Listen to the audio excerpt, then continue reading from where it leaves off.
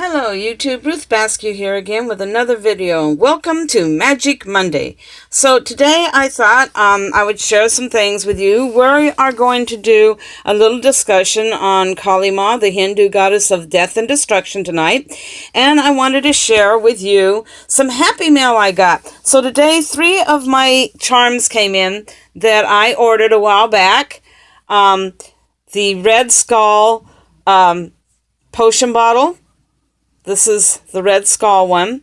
I'm going to be using these to make potions for Kali Ma, so that I'll have potions with me for different things that I need. And the red being for love, which I'm really not needing at this point in my life, although depending on what happens with my fiancé me in the next 6 months, I might need some love. It has this little cork that goes into the bottle, and then it has that little bead right there, and there's a little hook right there where you put a bigger hook, and you can hang it on a chain and wear it. Then I got the white one, because I couldn't decide which color, so I got the red, the white, and the black. This is the white one.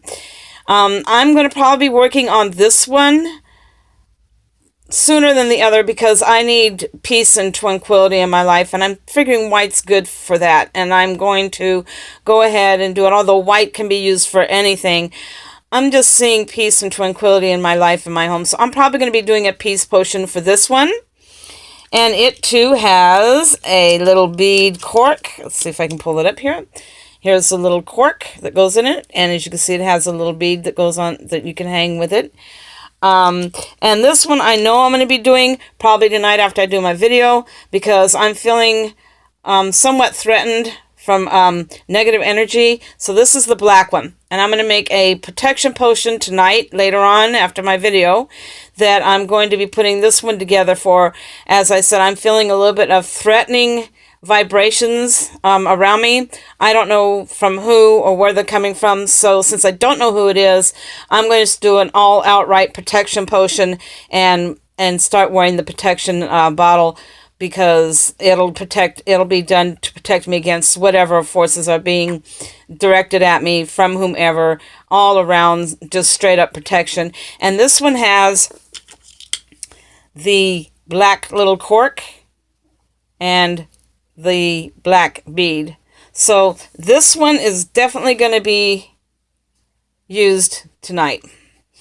And that being said, I lit some incense, and I lit 2 candles here and here. When I was out walking my dog today, I ran across a cute little kitten that was cold, hungry, and thirsty. He seemed lost and confused. So we brought him home, and I fed and watered him, and he is just like falling into the house really well. He's comfortable with the other 2 cats I have and the 2 dogs in the house. He cuddles with me a lot, and I named him Abercrombie. So we have a new baby in the house. So anyway, on with what we were going to talk about. So as I said, we're going to do a little bit of thing on Kali, and that's my Kali tapestry. And I figured while I was doing this, I tried to read a little something from the book. I'm going to try to plop my phone up here. I don't know how well I'm going to be able to do this, because I know the last time I tried to do this, I had all kinds of problems doing it. So we're going to try to pop the phone up so that I can read out of this book.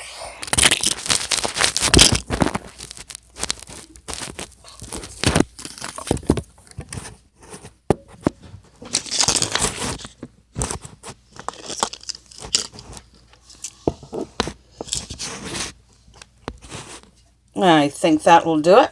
Well, let's see. Whoops. Nope, not going to do it. Okay. Yeah, let's try it this way. How's that? Will we keep the pentacle in frame if I do it this way? Or do I have to put another? There we go. That looks like it might work. Center that. There we go. Okay, so, and you can look at my beautiful dragon pentacle while I'm doing this right there. I'm going to put this right back there where it belongs. And I'm going to do the best to my ability, because the print in this book is really small, so I have really poor glasses right now. But it's a little thing I wanted to read here. It's the introduction to Kali. And it talks about in the modern times on Kali, but the part I wanted to read does have some big words in it, so I might botch the words, but I'm doing my best. So, Kali manifests herself for the annihilation of demonic male power in order to restore peace and enlightenment and equilibrium for a long-term. Demonic forces had been dominating and approaching the world. Even the powerful gods were helpless and suffered defeat at their hands. They fled pell-mell in utter humiliation, a state hidden fate for the divine. Finally, they prayed in desperation to the daughter of the Himalayas to save gods and man alike. The gods sent forth their energies as a stream of fire. From these energies emerged the great goddess Durga. In the great battle to destroy the most arrogant and tyrannical man-beast, the goddess Kali sprung forth from the brow of Durga to join in the force of fighting. And that's one of the births of Kali Ma. And she eventually took on the demon lord himself and defeated him. And the demon lord, you got to understand, had power against any weapons made by man. And so if the weapon hit this demon god, his blood would spill out and more demons would come from it. Well, these demons actually looked like him. So every time you would cut him or try to kill him, he would raise back up, and from his blood that spilled, multiple more of him would come up, which, if any of you do any UFO theorist thinking, kind of fits in with Ancient Aliens in a way, with the whole cloning aspect, in a sense. But I'm not going to get into that because that's not my first of topics on my channel. But it deals with that, and you can see that kind of in that story. But as Kali came out on the battlefield, she destroyed demons on her way to the demon lord. And when she got to him, she grabbed him by the throat. She held a bowl under his throat and then tilted that bowl down to her mouth and slit his throat, cutting his head off. And then she drank all of his blood from his body. There you have the symbolism of vampirism, to an extent, because she did drink his blood in order to keep it from hitting the ground and creating more demons. And that was how she destroyed the demon lord. Unfortunately, she went into a bloodthirst. So when you think about berserkers of old, who when they get into this berserker mode and they start killing and killing and killing, and they're not paying attention to what they're killing, they're just killing, Kali went into a bloodlust and started killing all of the demons. And which would have been a complete demon annihilation. Hindus believe in bounce, so you cannot completely annihilate a whole race or culture or of one specific species of anything, because then you're throwing off the bounce of nature. So you have to have a bounce between light and dark. And Kali was destroying the demons. Well, her husband Shiva saw this and knew the only way to stop her was to go onto the battlefield and meet her there. And there are different stories on how he managed to tame her, to control her. One of the ones I remember the most is that when he danced out on the battlefield, he could not get her to stop because she kept dancing away from him. So he went and laid down amongst the corpses she was dancing on. And when she stepped on him, she became shocked and her tongue leered out of her mouth, because her feet, her filthy, dirty feet that were covered in demon blood, were touching her precious, beloved, pure Shiva. And this brought her back to her true form, and she lost that bloodlust and mellowed down and became his consort again, which was Parvati, or Poverty, and she was then restored to her true form. Kali you know, when people work with Kali, they look at her in different ways. And I know there are people out there that, much like Lysantha Mortis, will try to use her for just for the negative purposes. Will be warned with doing that with Kali. Where Lysantha Mortis has no preference and doesn't care because she's neutral, Kali is not. If you use black magic with her, and you use her to go out and kill people or to curse people or to hurt people, it's going to come back on you tenfold or more, because karma is that way. Do unto others as you have them do unto you, and beware the tenfold law of karma. So if you're going to be doing evil, then expect evil to be done back. This is why I don't practice the dark arts, black magic, cursing people, death spells. The closest I get to dark magic is protection, because it's not wrong to send negative energy back from where it came. And it is not wrong if you are protecting yourself to cast a protection spell that will automatically send the dark influences back to its sender. And the person that's doing the cursing needs to be aware of that, because that getting sent back to whoever sends it to you is actually going to hurt the sender, because they sent it to you and you're deflecting it back at them. So, you know, that is dark magic in a sense, but it's protective dark magic, and that's not wrong. So anyway, Kali is actually the destroyer of negative karma, of curses, of demons. So like if you have issues in your life you can't seem to come to terms with, Kali can help you come to terms with those.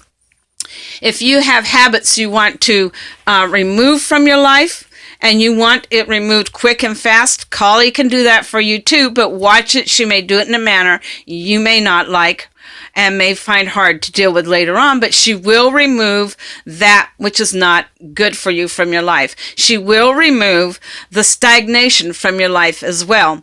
I work with Kali, and I've been working with Lysantha Mortis, and I'll have to say between the two, I've had some beautiful experiences.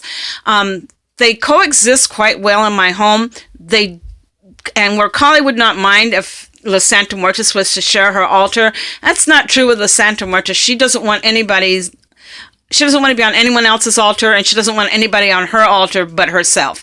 So she's a little bit possessive that way, and I can respect that. So the two are in my home. I work with both of them quite well.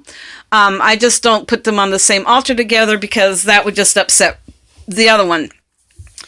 Kali has been one of my favorite entities for like ever. I mean, when I finally moved out and was able to start openly practicing my Wiccan belief from my family, who are all Bible thumpers, not to be insultive, but Christians, and they were always, well, you know how it is. And when I started practicing Wiccan, I became their target of, you're going to go to hell, you're a sinner. Well, I'd already been told that before I even started practicing Wiccan. And I mean, I go to church every day when I was younger, and the minister was always saying how women were the cause of all evil, and how we weren't perfect, and how we were always sinners. And even though you went up there and confessed your sins and asked God to forgive you and asked Jesus to help you, and you gave yourself over to following Christ, every day you went to church, you have to repeat it again. And once you said, God, forgive me, and Christ, I accept you, you should only have to say it once. You should not have to go back in every day into church and say, I'm a sinner. You've been forgiven from your sins the moment you've asked Christ to forgive you. And after that, it should not have to be repeated ever, unless you've committed a sin. And people don't commit sins every day. We make mistakes, but I don't see where everybody is going to commit a sin. And another thing I couldn't handle with my mom and my grandmother's religious beliefs was that even children were considered sinful. And I could not see how a newborn baby was considered a sinner. That just didn't make sense to me. A newborn child is innocent until he's of the age of knowability, until they become of the age to know what is right and wrong. And then they're still innocent unless they actually commit a real sin. So to say that when a child dies at a young age and they will automatically go to hell because they haven't been baptized never set well with me. So I'm not a fan of Christian beliefs, but I do respect those beliefs for others, and that's how they believe, and I respect that. Just don't try to push your belief on me.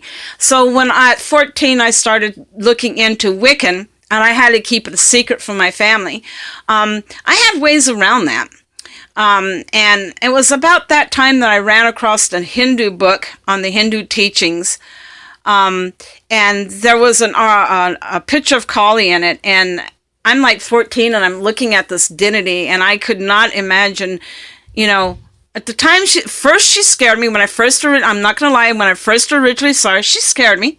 But then the more I looked into her, the more I read about her, and the more I looked at that picture, the more in love I became with her. So she's pretty much been in my life since 14. I just never really started working with her right off the bat. And a number of years ago, the father of my kids decided he didn't want to pay child support, and I was shot. At that point, I'm like halfway in between a life and death situation when Kali, of all goddesses, decided that she was going to make herself really known. And because it was my left lung that was collapsed, she, in her little tiny form, actually came into my body and into my lung and kept it from collapsing all the way until I got to the hospital and they could put the tube in there. So if it wasn't for Kali, I would not be here today.